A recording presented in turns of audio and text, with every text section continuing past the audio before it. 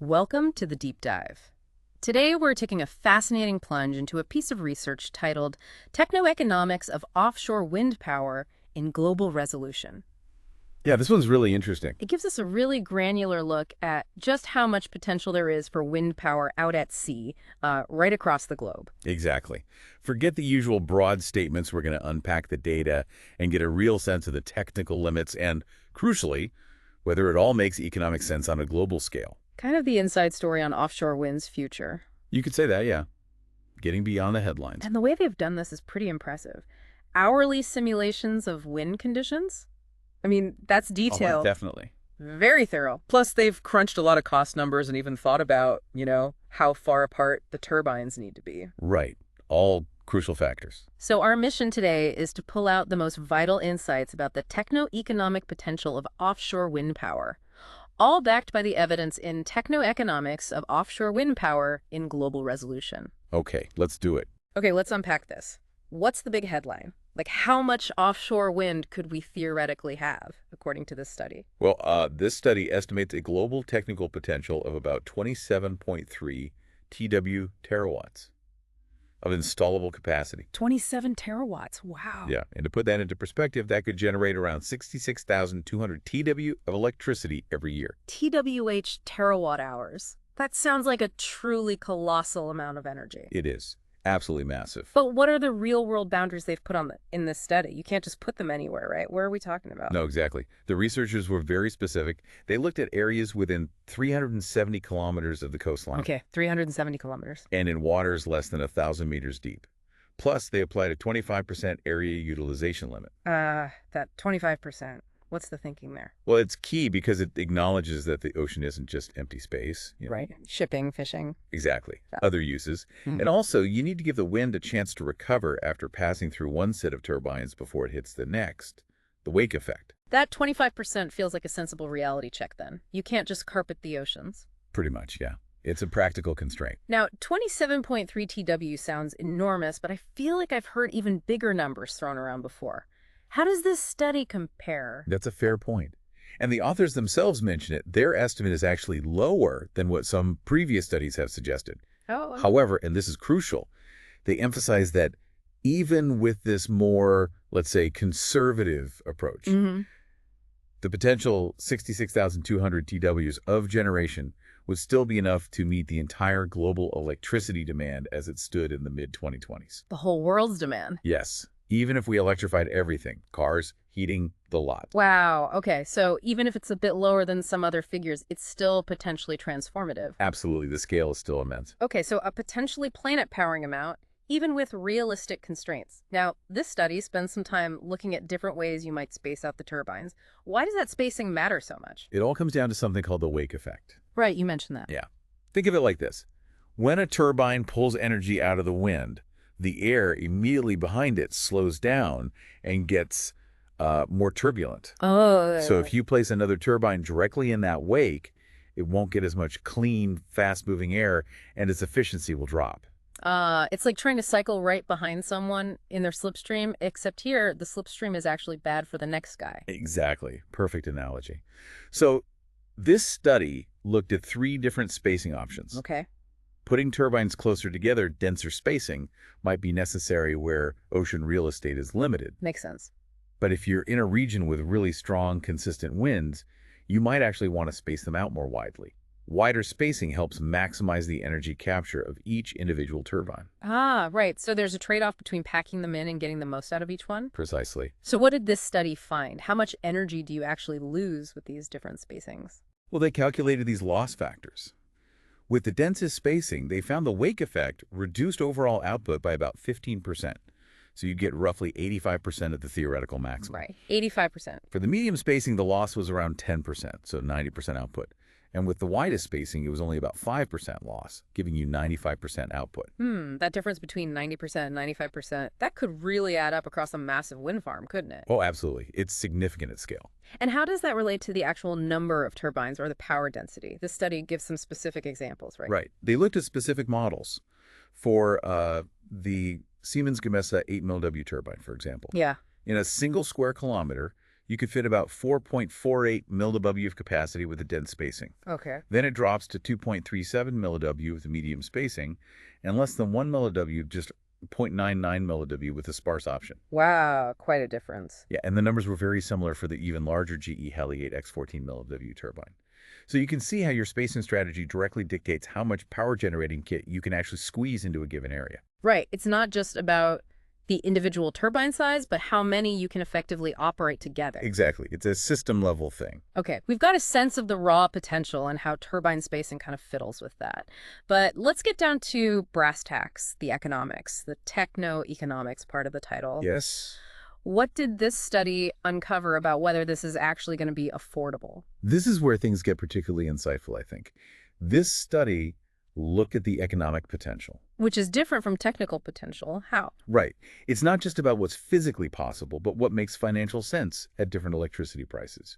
They measured this using the levelized cost of electricity, or LCOE. LCOE. Okay, remind us what that is again. Sure. Think of LCOE as the overall cost of producing each unit of electricity, say each megawatt hour, over the entire lifetime of the wind farm.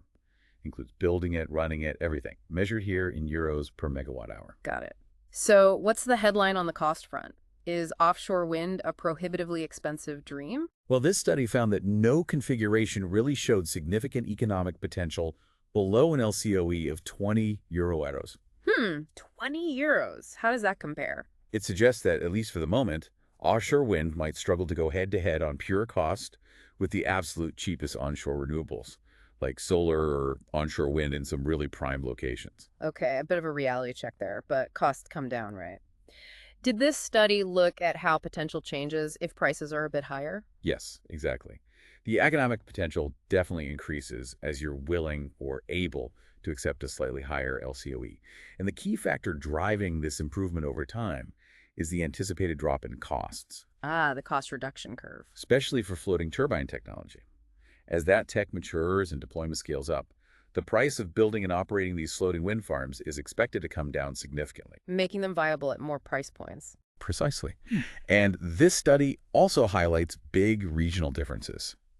The economic potential at, say, 30 euros versus 50 euros really depends on things like water depth and how close you are to those really strong, reliable offshore winds. And does that turbine spacing thing come back into play with economics too? Absolutely. This was fascinating. Under those lower cost thresholds, specifically below 30 euro HRD in the near term, Yeah. this study found that the sparser turbine layouts actually had a higher economic potential. Wait, sparser was better economically. How? Because you're losing less energy to those wake effects with the wider spacing, especially in those super windy spots. Yeah. So each turbine produces more electricity relative to its cost, which can bring down that all-important LCOE. So counterintuitively, spreading out could be more cost effective, but only in the best wind locations, maybe? That seems to be the implication, yeah, for hitting those really low-cost targets. Okay. Now, what about getting all this lovely offshore generated electricity back to where we need it?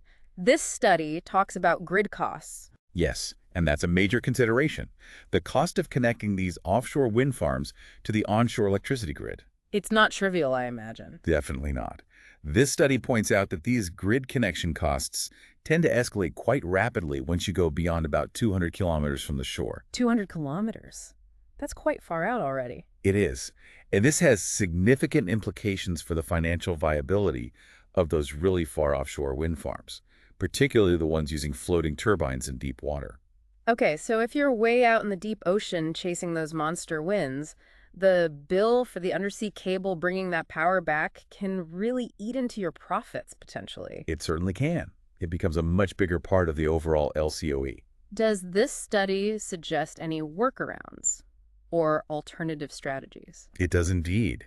The researchers discuss the growing attractiveness of off-grid energy hubs. Off-grid hubs, what does that mean exactly? Imagine using the electricity generated far offshore not to send back to the grid directly, but to produce other energy carriers right there at sea. Like what? Things like green hydrogen or maybe e-fuels, synthetic fuels. Ah, so you make the fuel offshore and transport the fuel, not the electricity. Exactly. This would bypass the need for those long, expensive underwater power cables and also avoid the energy losses you get with transmitting electricity over huge distances. That's clever. And this study even found substantial potential for these floating hubs to produce energy at under 50 euro megawatt if you exclude those grid connection costs and losses. Under 50 euros. That sounds potentially very competitive for hydrogen production, for example. It certainly opens up interesting possibilities. That's a really compelling vision, turning offshore wind into transportable fuels right where it's generated. Okay, stepping back a bit, what are the fundamental factors that this study identifies as really driving the overall potential of offshore wind forward? What's making it happen? There are a few key engines of growth. One of the most significant is the substantial decrease in capital expenditure, or CapEx. CapEx, the upfront cost of building the farm. Exactly. This study highlights a drop of over 48% just between 2010 and 2023. Wow, nearly halved in just over a decade. That's huge. It really is.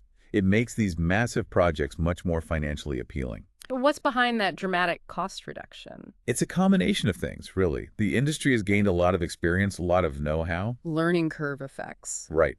There's more competition amongst suppliers and installers. Supportive government policies have definitely played a role in driving deployment and innovation. Okay. Plus, we're seeing significant benefits from economies of scale as the technology itself advances. Manufacturers are building much larger rotor blades, taller towers. Bigger turbines capture more wind. Exactly. More energy per foundation, per connection.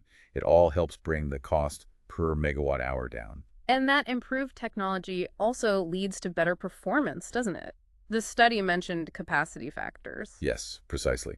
Those larger rotor blades, better control systems, they've translated directly into improved capacity factors. And the capacity factor is basically how much energy you actually get compared to the maximum possible. That's it. It's the ratio of actual output versus theoretical maximum if the wind blew perfectly all the time. According to the data cited in this study, the weighted average capacity factor for newly commissioned offshore wind turbines jumped by an impressive 28% in the last decade or so. 28% increase in how effectively they capture the wind energy available. That's a good way to put it, yes. So the turbines are getting bigger, cheaper, and they're working more effectively more of the time. That's a pretty powerful combination. It really is. All pushing in the right direction. Now, the type of foundation you use to anchor these massive things to the seabed must also be a huge factor, especially as we venture into deeper waters. Absolutely critical. The vast majority of offshore wind turbines currently operating use bottom-fixed foundations. Like monopiles, or those lattice structures. Exactly. Things like monopiles or jacket structures that are literally anchored firmly to the seabed. However, these are generally only feasible or cost-effective in water depths up to around 60 to 80 meters. 60 to 80 meters. Okay, what happens beyond that? Beyond that, the costs and the sheer engineering challenge of installing those fixed foundations just escalate dramatically. It becomes very difficult, very expensive. And that's where the floating turbines come into the picture, right? Precisely. As we start to sort of max out the potential into those shallower waters, floating turbine technology becomes essential to access the immense wind resources that exist further out in deeper waters. How deep are we talking for floating, typically? Well, this study generally defines that deep water zone as being between 700 and 1,300 meters, though floating concepts are being developed for depths, starting around that 60-80 meter mark where fixed foundations become tricky. So floating is the key to unlocking a huge chunk of that initial technical potential we talked about way back at the start. This study certainly indicates that, a really significant amount. In fact, it points out that roughly two-thirds of the total technically installable capacity identified is only accessible if we can deploy floating foundations in these deeper ocean areas. Two-thirds. Okay, so the future of large-scale offshore wind expansion really hinges on getting floating technology right and bringing its costs down. That seems to be a major conclusion, yes. We briefly touched on how the technical potential in techno-economics of offshore wind power and global resolution compares to other studies. Could you maybe expand a bit on those differences and assumptions? Why the different numbers? Yeah, sure. When you look at, say, studies by Bosch et al., or Arndt et al., you see some key variations in what they assumed was possible or practical. For example, Bosch et al. Came up with a much larger technical potential figure, but they didn't apply that 25% area utilization limit we discussed. Ah, okay. And they also included regions covered in ice for part of the year, which this study excluded as being too challenging currently. When you factor in those more, perhaps realistic constraints, the numbers start to converge a bit more. Makes sense. What about the Arndt study? Arndt et al. Study also showed a significant potential. but they used slightly different limits for water depth and also for the height of the turbine hubs they were considering. Small differences in assumptions can lead to quite different final numbers when you scale it up globally. And just to reiterate, that 25% area utilization figure in this study, it wasn't just plucked out of thin air, was it? There's a solid reasoning behind that relatively conservative number. Exactly. The researchers explained it quite clearly.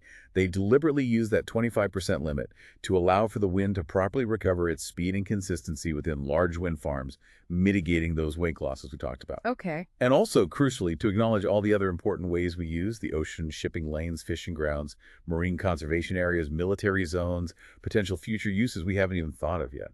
It's meant to be a more grounded assessment of what's truly deployable in the real world. Right, accounting for shared use of the marine space. Okay, so let's zoom back out to the big picture. That massive potential we started with, that 66,200 TW figure, even with the densest turbine spacing, how does that really compare to the energy demands of the world, present and future? Well, as we mentioned earlier, that amount alone is enough to cover the entire global electricity demand of the mid-2020s, which is already staggering. Yeah. But even more importantly, this study highlights that as we electrify, more sectors, think transport, heating, industry, total energy demand will rise. Even then, this offshore wind potential could still provide a very substantial portion of our total future energy needs. It remains a hugely significant resource. So it's not just a replacement for current electricity, it's a major potential contributor to a much bigger electrified future. That's the key point, yes. Looking ahead, Techno-economics of offshore wind power in global resolution also offers some predictions for the economic potential in the coming decades. What are the major trends they foresee there? The projections are actually quite encouraging. The global economic potential for offshore wind, specifically at a cost of under €100 equiot, is expected to absolutely skyrocket. Skyrocket, how much? From about 11,740 TOEH, estimated as viable below that price in 2020, to over 51,150 TOH by 2050. Wow, that's more than a fourfold increase in economically viable potential by mid-century? Exactly. And this massive increase is primarily driven by those anticipated reductions in capital expenditure that we discussed. The costs just keep falling. And that shift towards floating turbines we talked about, how does that play out in the economics of the future, according to this study? Does floating become cheap enough? Yes, by 2050, this study projects that floating turbines will actually become the dominant force in the economic potential below that €100 the threshold. They'll surpass the potential from bottom-fixed foundations. So the future is floating, economically speaking. Below €100, yes, it seems that way, according to these projections. Interestingly, they also found again that using that sparser turbine spacing can unlock even more economic potential at lower cost levels as we move towards 2050. Even more so in the future. Particularly below €30 in 2050. Wider spacing in the best spots becomes even more attractive economically as the turbine and installation costs fall. So in the future, spreading turbines out more in those really windy, deep water locations could be the key to truly cost-competitive offshore wind, maybe even beating onshore in some places. That's a significant insight from this study, yes. It points towards optimizing for energy capture per turbine when costs allow. And the researchers also looked at how this economic potential varies from region to region, right? Where are we likely to see the biggest growth in cost-effective offshore wind in the coming decades? Give us the hotspots. Okay, hotspots. According to the projections in this study for 2050, regions like New Zealand, Alaska, and also the United Kingdom and Ireland show particularly strong economic potential below that €50 watermark. €50? That's getting pretty competitive. Definitely. Larger areas like the contiguous United States and China also have substantial potential, of course, but often it might be realized at slightly higher cost thresholds, according to these models. Okay. What's also really interesting is the significant offshore wind potential identified for island nations. Think Japan, South Korea, Taiwan. Ah, yes, makes sense. Land constraints are huge there. Exactly. This study highlights substantial potential for them, especially below that €100 watt level, offering them a potential pathway to greater energy independence using offshore wind. That really could be a game changer for those countries, having a reliable, large-scale, local energy source like offshore wind. Absolutely. Huge strategic value. We've focused a lot on electricity generation, plugging into the grid. But this study also touched on some of the other potential benefits of floating offshore wind, beyond just the electrons. Yes, and this is a really exciting frontier, I think. As floating turbines become more economically viable, One obvious benefit is their greater distance from the coast. Fewer visual impacts. Exactly. It helps to minimize visual impacts, which can sometimes be a major sticking point for coastal communities with projects closer to shore. Okay, that's a plus. What else? Well, going back to those off-grid energy hubs we mentioned, that potential becomes increasingly attractive. Right, making hydrogen or fuels at sea. Imagine using that powerful, consistent offshore wind to directly power electrolyzers for green hydrogen production, or plants making other sustainable fuels right there on the platform or nearby. You completely avoid the costs and the energy losses associated with transmitting electricity over hundreds of kilometers of undersea cable. So offshore wind could be a really critical piece of the puzzle in building, say, a future green hydrogen economy. That's a very real possibility, highlighted by the potential shown in this study, yes, especially tapping those far offshore high wind resources. And for anyone listening who really wants to dive into the numbers themselves, you mentioned the data is available. Yes, and this is fantastic news for researchers, planners, anyone interested. The complete data sets from this study. What's included? Things like the hourly capacity factors they calculated, the LCOE figures for different scenarios, the capital expenditure data. It's all openly accessible on a platform called Mendeley Data. Mendeley data, good to know. Yeah, this level of transparency is so important. It really fosters further research and allows anyone to build upon this work, combine it with other data sets. Excellent. So as we bring our deep dive into techno-economics of offshore wind power in global resolution to a close, what are the sort of key takeaways that should stick with us? Okay, key points. Firstly, the sheer technical potential of offshore wind globally is just immense, far exceeding our current electricity needs. Got it. Huge potential. Secondly, the cost of harnessing this power is steadily falling, and advancements in technology, particularly in floating turbines, are absolutely crucial for unlocking even more of this potential, especially in deeper waters. Cost down, floating tech is key. Right. Thirdly, how we space out these turbines within wind farms, that density question, has a significant impact on both energy production and the overall cost effectiveness. It's not a one-size-fits-all answer. Spacing matters for energy and cost. Okay. And finally, we need to think strategically about grid infrastructure, those connection costs, and also embrace innovative solutions like those offshore energy hubs to really fully capitalize on the value of offshore wind, especially the resources far from shore. It's really clear from this study that offshore wind isn't just some marginal energy source anymore. It really has the potential to be a central pillar of our future energy systems,